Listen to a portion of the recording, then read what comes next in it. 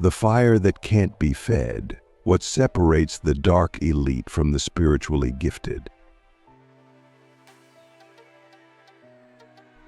There is a level of power so concentrated, so unshakable, that even darkness hesitates to approach it. Not because this power is loud or violent, but because it is utterly still. It is the kind of presence that doesn't flinch at suffering, doesn't beg for light, and never seeks approval. These are the elite 1% of the dark chosen ones, the ones even demons fear to touch. And what's most terrifying about them isn't what they can do. It's what they've become. Click subscribe to this channel to get more profound spiritual lessons.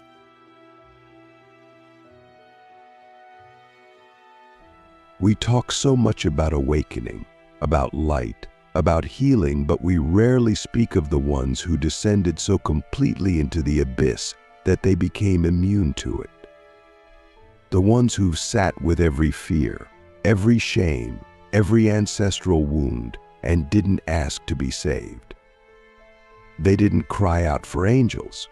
They didn't look for guides. They became the still point in the center of the storm. And that stillness is what darkness fears the most. You see, demons don't fear light. They've seen light. They know how to manipulate it. They know how to seduce those who think they're special just because they've had a vision or heard a voice in meditation. But when they meet one of the elites, someone who no longer needs visions, who no longer reacts to praise, who no longer fears death or failure, there's nothing to feed on. No weakness to provoke, no ego to seduce. That's why the elite are untouchable. Not because they're perfect, but because they're empty of illusion. They've burned every mask. They've buried every lie. And they walk the earth not to be worshipped, but to witness.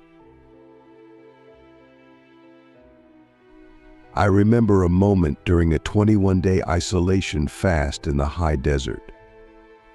No food, no contact, just wind, heat, and endless silence. On the 7th night, I felt it, an ancient presence, not evil, not dramatic, just hungry. It circled my tent like a thought waiting to be believed. It whispered every fear I had ever carried. It offered visions of power, influence, adoration. All I had to do was bend slightly. Just agree that I was special. Just agree that I deserved more. Just agree that my pain was proof of entitlement. But I didn't move. I didn't argue. I didn't defend. I just sat. And the energy left, because there was nothing for it to hold on to. That's when I understood true power is not in resisting darkness. It's in becoming the one who no longer needs to resist. So what makes someone part of this elite 1%? It's not talent. It's not knowledge. It's not charisma. It's not even how much trauma they've survived. It's how little they carry. These beings have gone through betrayal, abandonment, spiritual crucifixion, and instead of clinging to the wound, they let it carve them open. Instead of making their pain a brand, they let it dissolve their identity completely. They don't teach from scars. They teach from silence. They don't perform truth. They are truth. And that frequency, it's not something you can fake. It's not something you can market. It's not something you can intellectualize. It's something you become when you've lost everything. And yet, somehow, you're still here, breathing, knowing, watching. And here's the terrifying part for many of you watching this. Most of you feel that this is who you're meant to become. You've always sensed it, always felt the weight of it. You've never fully fit in, even with other awakened people. You've always felt like you were holding something back, something ancient, something dangerous. And here's the truth: you are. But the reason it hasn't fully awakened yet isn't because you haven't meditated enough. It's because you're still attached to being good, attached to being right, attached to being seen as holy, as deep, as chosen. The elite 1% don't care about any of that. They've already died to it.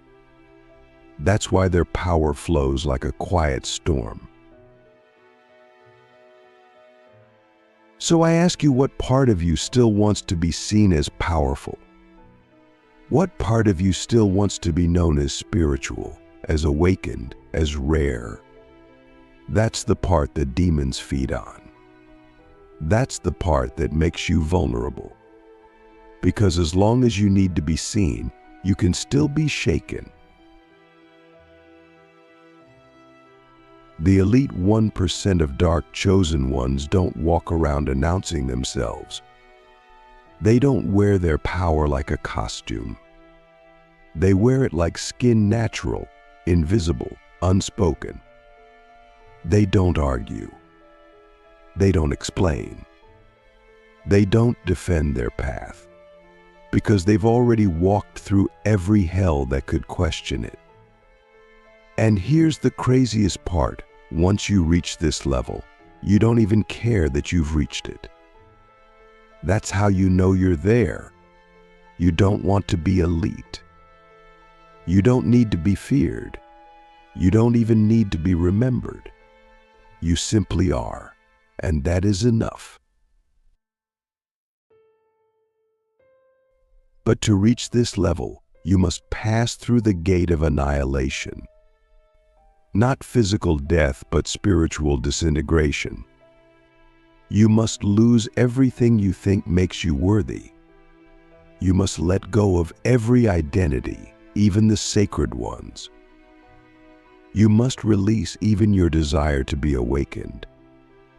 Because only in that total surrender does the deeper current of your power reveal itself, not as something you control, but as something that moves through you.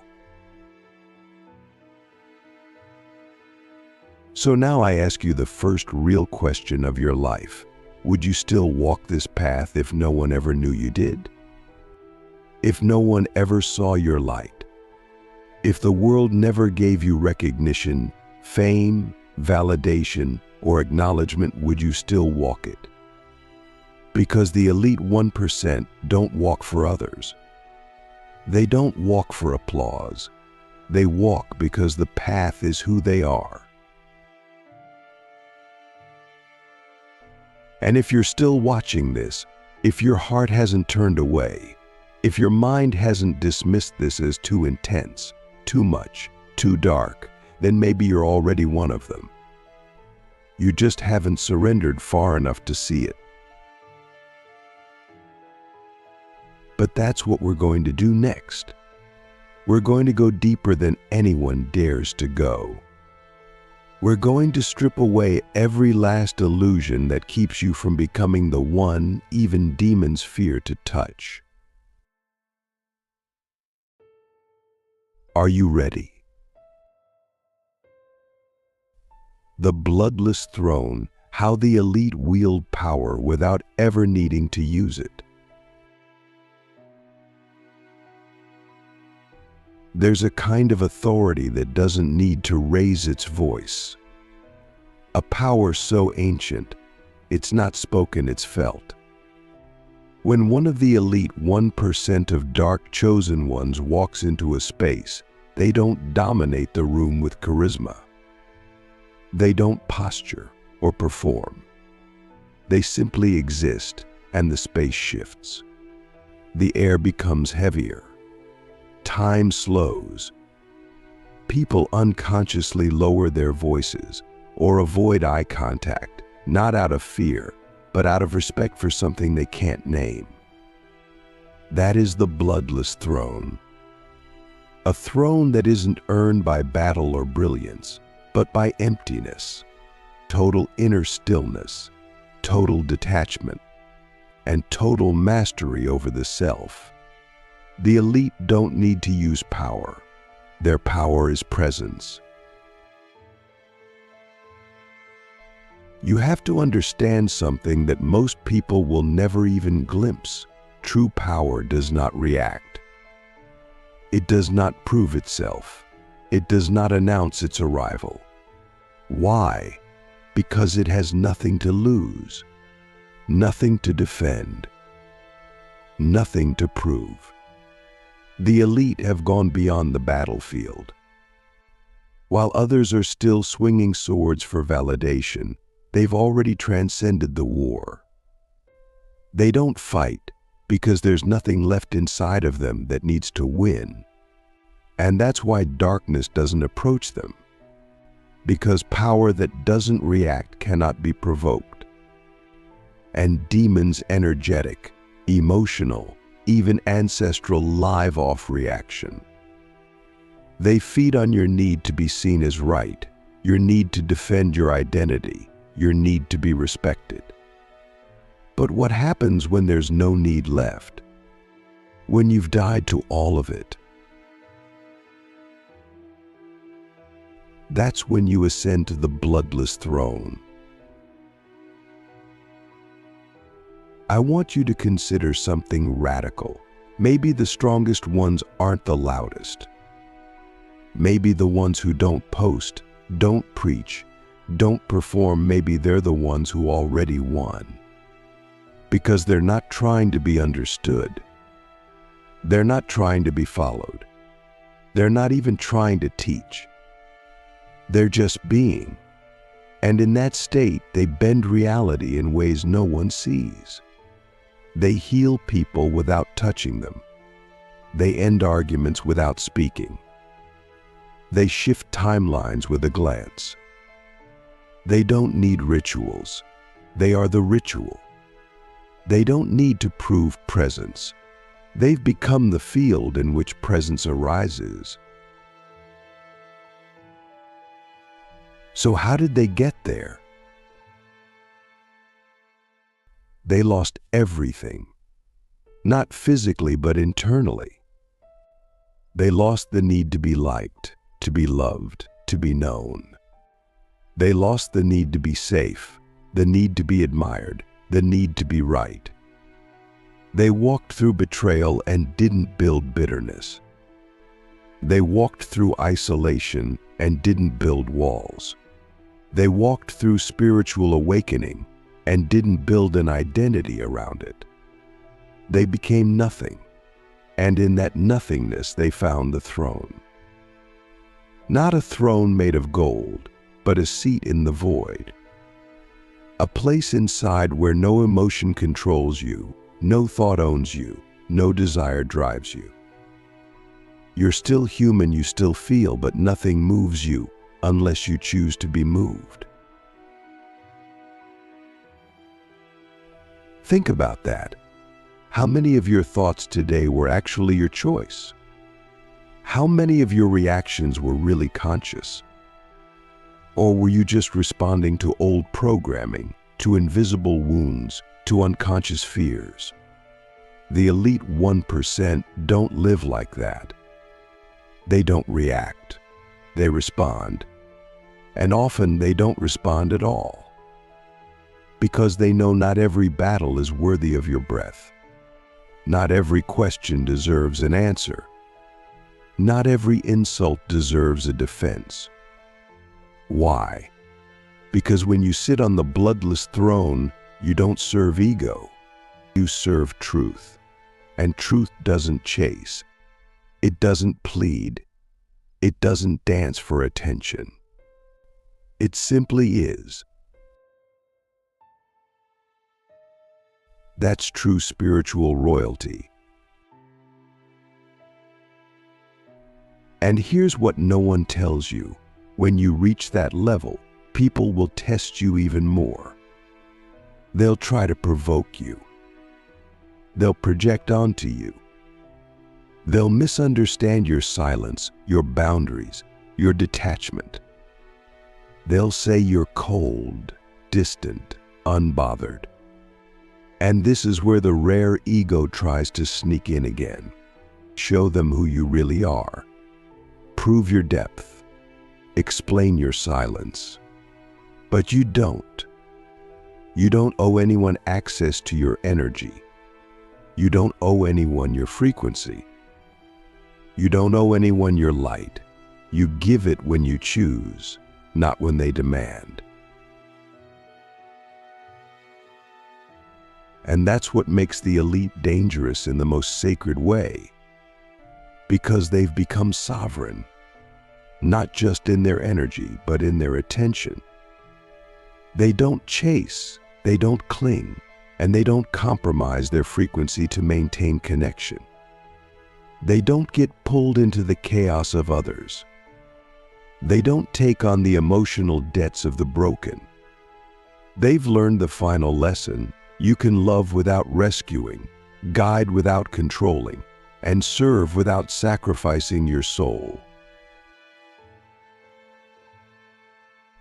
So here's the question: are you willing to be misunderstood in order to remain whole?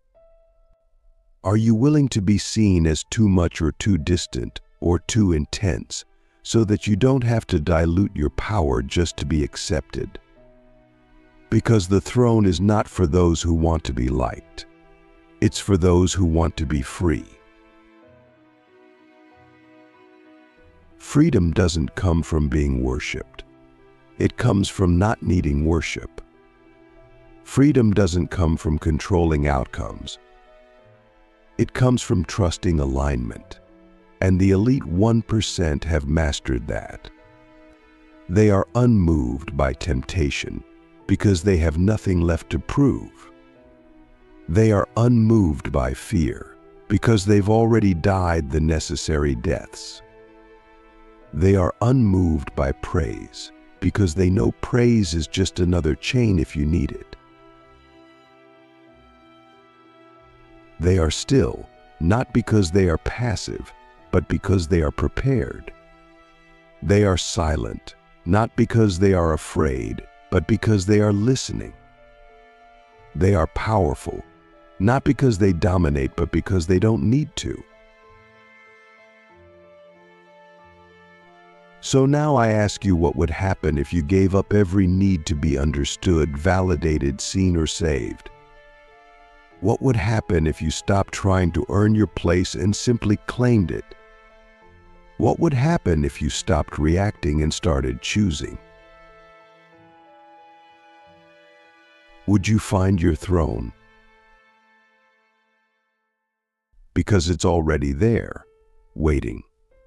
Not in the sky, not in the temple, not in your next download or breakthrough or spiritual upgrade. It's in the stillness you've been avoiding, the silence you keep filling, the void you keep running from. That's where the throne is. The forbidden silence, entering the void where only the elite can survive. There is a silence so intense, so pure, so absolute that it doesn't bring peace, it brings obliteration. Most people think silence is calming, a break from noise, a place to rest. But the elite 1% of dark chosen ones know the secret. True silence is where everything you thought you were gets dismantled. It's not a pause, it's a portal. And when you step into it without distraction, without identity, without expectation, something terrifying and divine begins to happen. You start to disappear. Not physically, not emotionally, but spiritually. Your story, your pain, your pride, your wounds, your wisdom, it all begins to dissolve. And what's left is not emptiness. It's presence. Pure, unfiltered, unbranded consciousness. Most people can't survive in that space for long. They reach for a thought. They reach for a mantra. They reach for a memory, a title, a name. But the elite stay. They sit in the void and let it devour them. Because they know this silence isn't death. It's rebirth. I've sat in that silence, not for minutes, not for hours, but for days. No light, no sound, no food, no voice, just breath and pulse and the infinite weight of selflessness. And in that stillness, I met everything I was afraid to face. The fear of being forgotten, the fear of being misunderstood, the fear of becoming nothing. And then I did become nothing. And it was the most powerful moment of my life. Because in that nothingness, I found the source of everything. The forbidden silence is forbidden not because it's locked away, but because it terrifies the mind. The ego cannot live there. Even the rare ego, the sacred ego, the spiritual ego, the awakened identity gets destroyed in that space. Because the void doesn't care how many visions you've had. It doesn't care how many followers you have. It doesn't care how much you've healed. It doesn't even care if you're chosen. It only asks one thing: can you be still enough to vanish? That is the final test. Because what rises from that vanishing is not a better version of you. It's a non-version, a frequency, a presence, a force that no longer belongs to the personal. It belongs to the field. And once you become that, you carry a kind of power that doesn't come from effort. It comes from being a pure conduit. You don't speak from knowledge. You speak from truth. You don't act from will. You act from alignment. You don't move energy. Energy moves you. And this is what the demons fear. Not your light. Not your rituals. Not your protection spells. They fear the ones who've gone silent, who've gone still, who've gone empty. Because emptiness is untouchable. It can't be tempted. It can't be manipulated. It can't be provoked. It doesn't react. It watches. It witnesses. It contains. That's what the 1% of the dark chosen ones become, containers for the ineffable, embodiments of that which has no name, no face, no form, but bends reality at will. But let's be honest, this isn't the path most people want. Most want power they can control. Most want awakening that makes them feel special. Most want to be spiritual without having to die. And that's okay. That's their path. But you're still watching. Which tells me something. It tells me you've already heard the silence calling. You've already tasted the void. You've already felt that strange pull towards something you can't explain. A kind of ancient remembering. A kind of sacred aloneness. Don't run from it. Because that silence, that void, it's not the end of you. It's the beginning of what you really are. And when you go deep enough into it, you find the last doorway, beyond identity, beyond story, beyond even the concept of being elite or chosen. You find a presence so vast, so still, so radiant it doesn't need a name. It doesn't need a mission. It doesn't need to be feared. It just is. And from that being, everything else aligns. This is where leadership begins, not from ambition, but from resonance. This is where healing begins, not from knowledge, but from frequency. This is where true power begins, not from doing, but from disappearing. And so I ask you, one final time, can you let yourself vanish? Can you let go of everything, even the sacred parts of you? Can you let go of being seen as wise, as deep, as rare, as powerful, and simply become the silence itself? Because that's where the throne truly is. Not in the temple, not in the teachings, not in the titles, but in the void that remains when all of it is gone. If you can sit there, if you can breathe there, if you can love there, then you are already one of the one dot, not because you've earned it, but because you've emptied enough to receive it. And now the path is clear. No more striving, no more proving, no more performing. Just silence, just presence, just truth. The demons won't touch you.